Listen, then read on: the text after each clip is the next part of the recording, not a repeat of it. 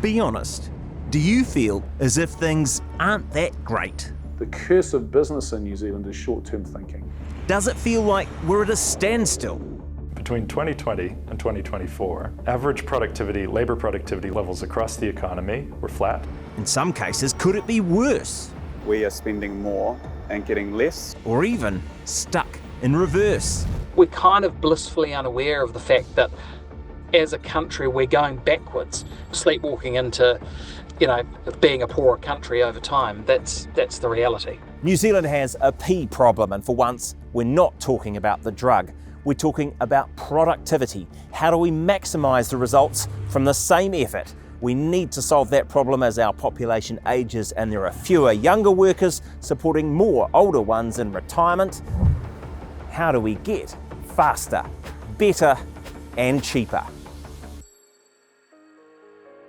On a bright winter's day in the middle of a stagnant economy, we're here to see a hive of residential construction activity.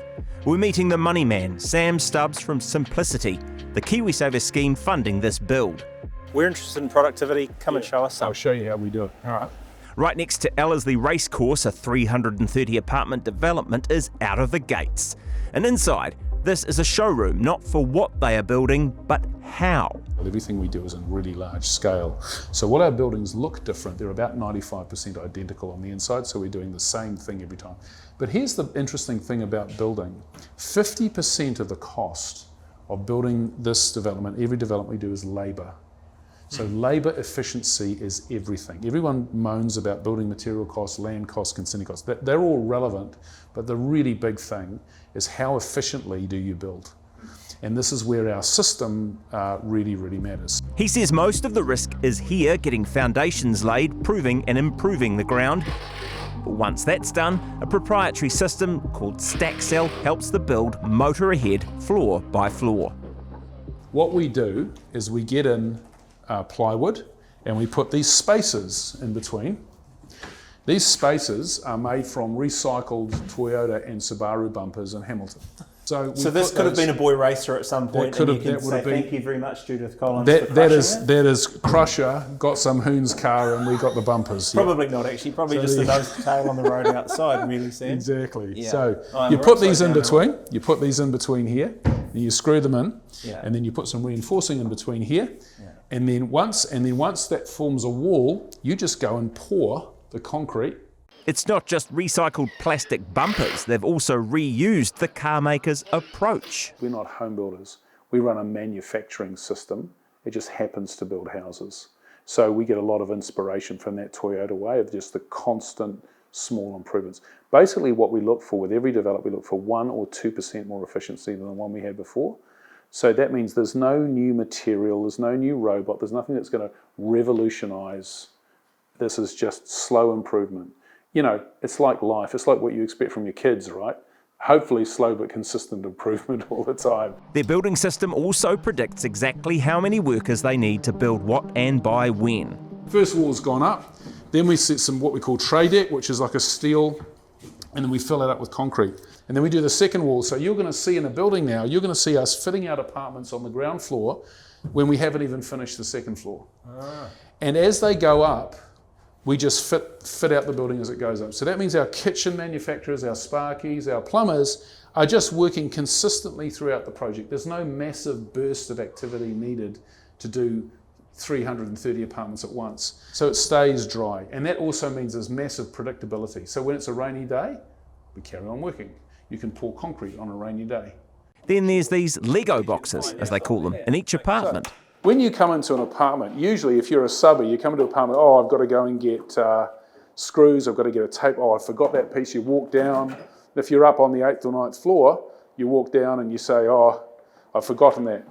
This one, we get together every one of these, and this is every door, every screw, every piece of tape, every piece of wire, every door handle. So when you're a subby, you walk in, it's all there for you. Part of the system is using the same 30 firms over and over, moving them from project to project, which has another productivity payoff. So a site this size would normally have about 12 project managers.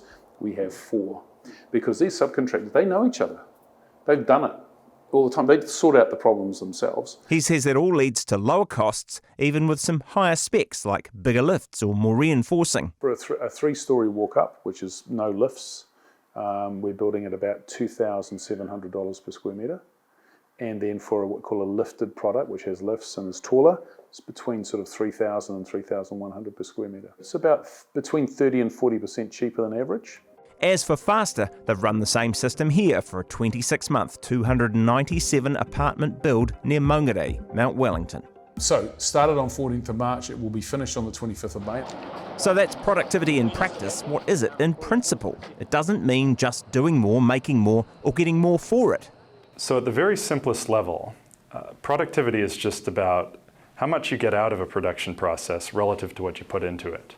Peter Nuns leads the economics team at the Infrastructure Commission, so this is him really stepping it down to simplify. Betty's got a van and some tools and she's building some houses. One year she builds one house, and then the next year some customers come back and say, we'd like you to build 2 houses next year. So Betty hires Barry, gets a second van, gets a second set of tools, and they build 2 houses together. In that case, the total output from the firm has doubled, but the amount of inputs that the firm's using to produce the output has doubled as well. Productivity hasn't changed. The year after that, Betty and Barry are working pretty well together. They're getting some experience in doing the job. They've maybe taken some training and new methods of building, and they build 3 houses. That's productivity growth. They're building 50% more houses with the same inputs. And so when you're measuring productivity over time, you're looking for changes in how much is being produced relative to how much is being input into that production process from both capital and labor. If you're looking for those changes over time in our economy, grab a magnifying glass. They are tiny. Just ask BusinessDesk infrastructure editor Ollie Lewis. The common story in New Zealand is that productivity has been a problem for us for not just the last decade, but for many decades. Stats NZ has a measure of how productive each hour of labour has been since 1996 in major sectors. The long, slow climb dipped last year. Ollie's been looking deeper into that data on productivity. When it comes to construction in particular, the last kind of 20 years has actually been quite good for residential home building. Some people have attributed that to zoning. There's other causes as well. But what that has kind of papered over is a real issue when it comes to civil and heavy construction in this country. So we saw only 5% productivity growth in the 2 decades from 2000 to 2020. That is a problem because it means that we're going to be getting less of the things that we need. So like the roads, the pipes, the new railway lines that our country needs to kind of improve its economic performance. He cites this as a prime example. We've just signed off on a $2.1 billion highway from Otaki to north of Levin. That is going to cost us roughly $85 million per kilometre, which is extraordinarily high. The Infrastructure Commission talks about a high-cost highway being in the vicinity of about $20 to $25 million a kilometre. So that's about 4 times as much, which is either a very good use of money if you believe that that highway has incredibly good benefits, or it is exorbitantly too expensive. Could the fix be as simple as knowing what's next and sticking to the plan? In plain language, yes, you want certainty and you want a very stable system to enable investment. But we don't have that here. Why? A lot of it's political. So like in recent years, when we last saw the government change, we saw this government cancel a large number of its predecessors' projects. The Infrastructure Minister, Chris Bishop, would say that they were bad or zombie projects, so he's very critical of them. But that doesn't negate the fact that people spend hundreds of hours and hundreds of millions of dollars kind of working on those bits of infrastructure that never got off the ground.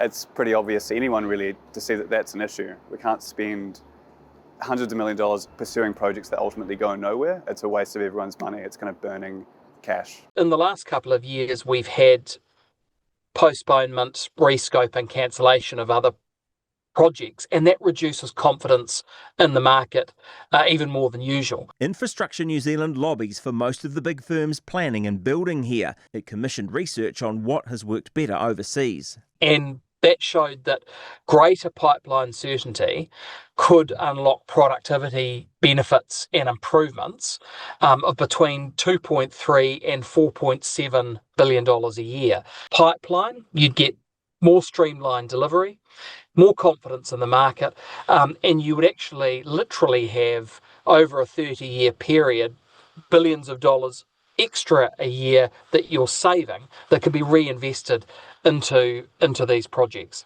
With less certainty from government, it's been up to private enterprise to create a pipeline and fill some infrastructure gaps. We've been underway since 2023. We've shifted 350,000 cubes of dirt as well as put in kilometres of road. We've had 9 different transport initiatives outside of our precinct, the land that is our industrial, to enable our industrial, including the rebuild of Brigham Creek Road Bridge. In order to get consents, this is what Oyster Capital's development arm built to replace a 100-year-old bridge less than half as wide. Well, down the road is the phased traffic lighting it installed on an existing roundabout on State Highway 16. These infrastructure projects are critical to the city, I think. Ultimately, it might mean some people can get around the place a little bit more easily, or... That's the intent. They've used the same contractor for 3 projects on the site and for over 18 years on others. They had 315 guys on here one day, which is an extraordinary number of people for a site like this to coordinate. Scale forced investment. That enabled productivity wins for the development after the contractor had taken it into their own hands to go and buy their own concrete trucks so that they can get concrete here for curbing on time. Curbing is a critical part of the process to get in and get done so that roads can get sealed and things like that. It sounds a bit like you're protecting your costs, but then there's a potential to actually get a benefit out of it as you refine that system. 100%, and I think time is money, right? So time is money. Scope changes can push productivity the other way, down. Here, a later call to break up some sites into smaller parcels meant more work and extra roading. We started, I think, back in 2018, so the market's taught us a few things on the way through, but those scope changes has increased design work and on-site work as well, but for a better outcome. We can romanticize the past a little bit. We can look back and sort of say, geez, they got a lot of stuff done. People in the past in New Zealand were dealing with some of the same budget constraints, some of the same affordability and economic challenges that we're dealing with today. A classic example is the Auckland Harbour Bridge as it was originally built. The original design had 2 more lanes and walking paths on either side. They cut the extra lanes, cut the walking paths to make the project affordable, right? Our standards are higher, our expectations are higher. We still have budget constraints. We're still a relatively small economy to try to build these things. Are we willing to cut our cloth to suit the resources we've got? Because that in the past was integral to being able to deliver infrastructure projects at the pace that we needed to. It took decades of public pressure to secure government underwriting to fund Auckland Harbour Bridge, which brings us back to simplicity living and the final ingredient of its not at all secret sauce for productivity gains. Why have we been so bad at being productive or growing productivity in this country? Well, in my personal opinion, it's all about tax, actually. As long as you could make money tax-free by buying homes and renting them out and having investment properties, that meant that there was a real incentive to build homes, and you didn't really care about the cost as much because you were getting tax-free capital gains. What that means is I think the construction industry in New Zealand is going to have a long, hard look at the model that allowed them all to do okay as long as property prices kept on rising. It actually covered up a lot of cracks of inefficiency and lack of productivity. So we've had this process develop over decades that has created these perverse incentives to put most of our money into what is effectively an inefficient asset. It's great if you're living in it, I get it, but as an investment asset, it's not really contributing to the productivity of the country. We've been buying houses when we could have been building factories. We've been buying houses when we could have been putting more money into horticulture. So there's been this massive misallocation of capital, of our savings, because the tax system has encouraged us to put money into houses. So until that changes, that won't go away. We're still going to be tempted. This is a CGT, basically, you're saying? Effectively, it's arguing for something like that, a capital gains tax or a wealth tax. Or for another kind of pipeline from KiwiSaver funds, like the one he runs, with $9 billion in assets under management, sending up to 7% towards building these as rental properties it may own for 100 years. I think the next 30 years are going to be the most prosperous in New Zealand's history, because we now have hundreds of billions of dollars being saved by New Zealanders. And if we just put some of that money back into New Zealand businesses, developments like this, we're going to get a lot more productive economy. And we've had to do short-term thinking because the money, there's never been the certainty that the money would arrive. You know, are the Japanese going to invest in New Zealand? Are the Chinese going to invest? We've always had the begging bowl out to the foreigner to supply the money to do the things we want to do. Well, now we can invest in the hood, right? And so, you know, Kiwis can build things for Kiwis with Kiwi money.